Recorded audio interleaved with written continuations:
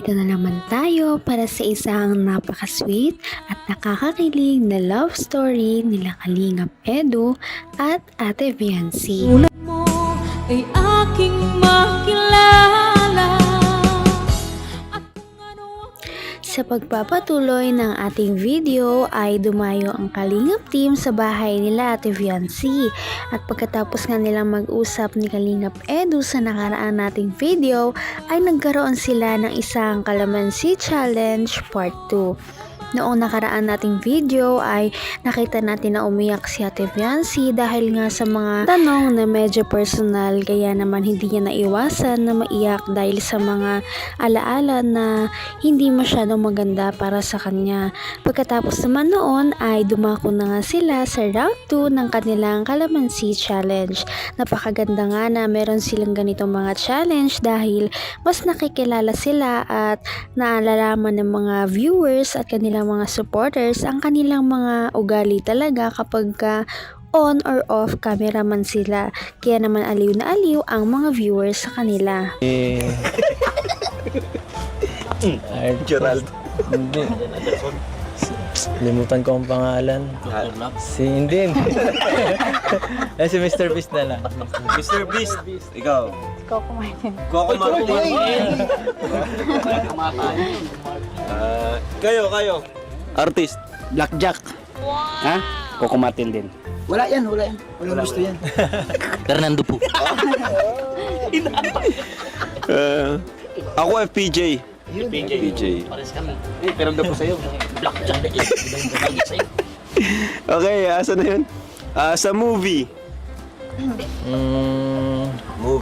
Movie 21 and over. 21 over. Ganda nun. Ikaw. Pagkatapos ng mga interesting na tanong na talaga namang dahil dito ay mas nakilala sila ng kanilang mga supporters. Pagkatapos naman ito ay nagkaroon sila ng parang fast talk na magbibigay sila ng isang word na kumakatawan sa word na sasabihin ni Kalingap Rab. Dito nakita natin kung gaano talaga katalas mag-isip si Kalingap Edu at lalong-lalo na si Viancy. Marami ang humanga kay Viancy dahil kahit na medyo bata pa siya at hindi pa nga siya ganun ka-mature talaga para sa kanyang edad ay nakita na iba talaga siya mag-isip at mukhang matanda na daw siya mag-isip. Sabi pa nga ni Kalingap Edu na talaga bang si Viancy na magsi 17 years old ang kanyang kaharap dahil parang napakarami na niyang wisdom at magaling talaga siya mag-isip. In short ay talagang tingin sa kanya ng Kalingap team ay napakatalino niya talagang bata dahil ganito ang kanyang mga naiisip habang ginagawa ang challenge. Alright, fast talk. Describe in one word.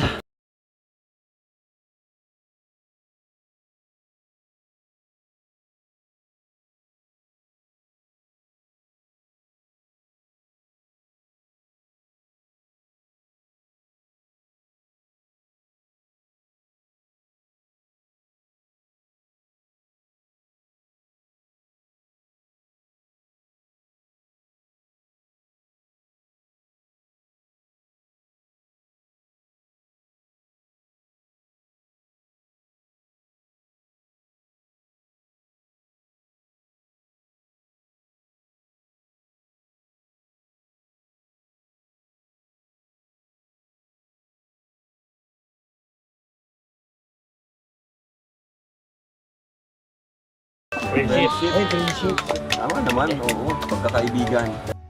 Dito nga sa portion ng ating challenge ay marami talaga ang humanga kay Viancy dahil talagang makikita mo sa kanyang mga sagot na talagang kahit hindi pa siya ganoon katagal sa Kalingap team ay marami na siyang mga natutunan at mga bagay na na-adapt mula sa kanyang second family dahil kitang-kita sa kanyang mga sagot na talagang minahal na rin niya ang Kalingap team, hindi lang dahil sa mga nakukuha niya dahil dito ay kundi dahil minubuo din talaga ang Kalingap team ng iba't ibang tao na talagang mababait at marami talagang naitutulong sa mga kapwa.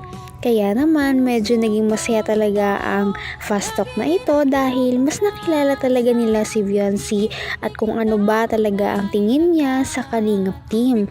Kaya naman naging mas masaya ang kanyang mga supporters, ganun na rin ang mga supporters ni Kalingap Edu. Hindi ko masyado kasi nagpo-close si Carla, pero parang ano siya. Ano, medyo sensitive. Sensitive. Carla. Magalang. Magalang. Oo nga, nagampo yun. Grabe. Nagampo.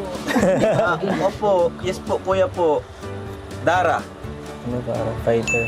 Fighter. Independent. Independent. Medit. Edit. Ano, madiskarte. Diskarte. Medit. Madaldal. Madaldal. Ay, tama naman. Pero ano? Oo. Madaldal in a good way, no? Okay. David. David, talented. Talented, tama. Friendly. Friendly. Galing ah. Tawag dyan. Dan. Dahil masipag. Kitang-kita talaga sa kanilang mga sagot kung gaano nila kamahal ang Kalingap team at kung gaano na sila ka-close sa mga tao na nakapaloob dito. Talaga namang napakaswerte ng Kalingap team dahil part din si Viancy at Kalingap Edu ng team na ito. Talaga namang sila ay mapagmahal at talaga namang iniingatan ang kanilang relasyon sa buong Kalingap team. Makikita natin na kahit ang mga taong ito ay hindi naman talaga magkakadugo, ay parang naging second family sila dahil nga sa mga pagtulong na ginagawa nila sa bawat isa at mas lumalawak pa ito habang tumatagal ang kanilang samahan at mas marami ang kanilang mga taong natutulungan. Tibok ng puso ko. Sino scouter? Yan ang scouter ni Biancy. Dr. Love. Dr. Love, top 2. Clickbait. Ha? Top 2.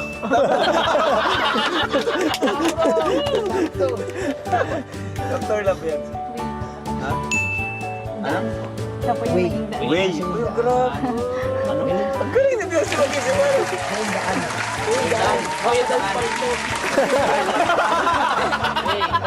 Way daw. Daanan naman daw. Ayusin mo na yung daan dito. Ang dumi daw eh.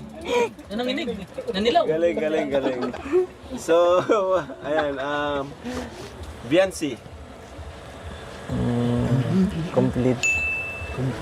Uy! Complete. Grabe, guys. Grabe mga sagot, guys. Nagugulat ako. Nagugulat ako.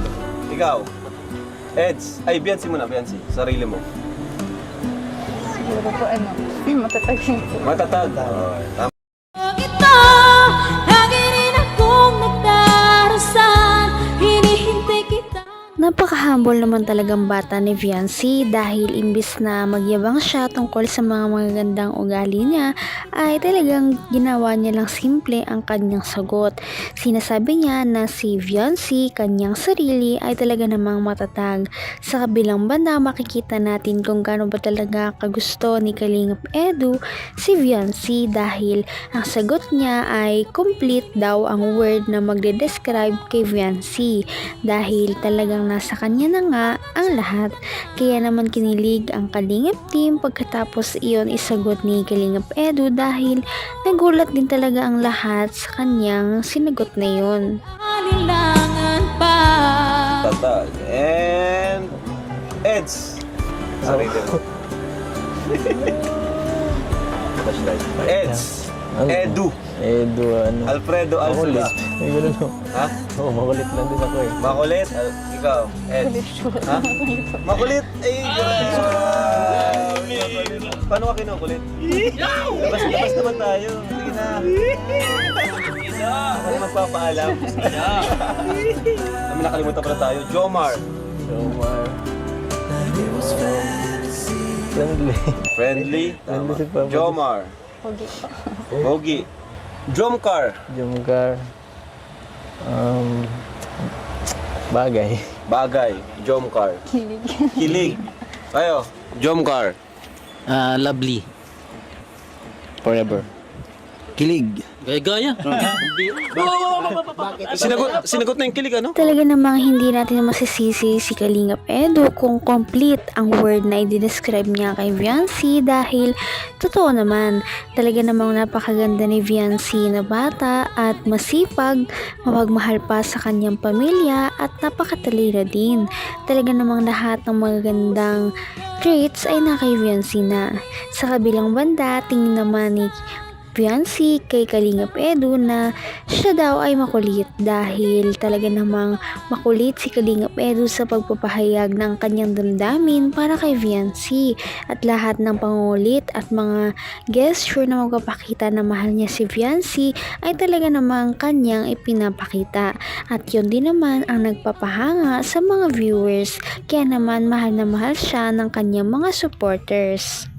Ngayon'y Kaya naman, sana ipatuloy natin silang suportahan at mahalin si Viancy, si Kalingap Edu at ang Kalingap team. Yun lamang at maraming salamat sa panonood. Abangan natin kung magkakatuluyan ba talaga si Kalingap Edu at Viancy. Hanggang sa muli. Bye! ngayon'y abot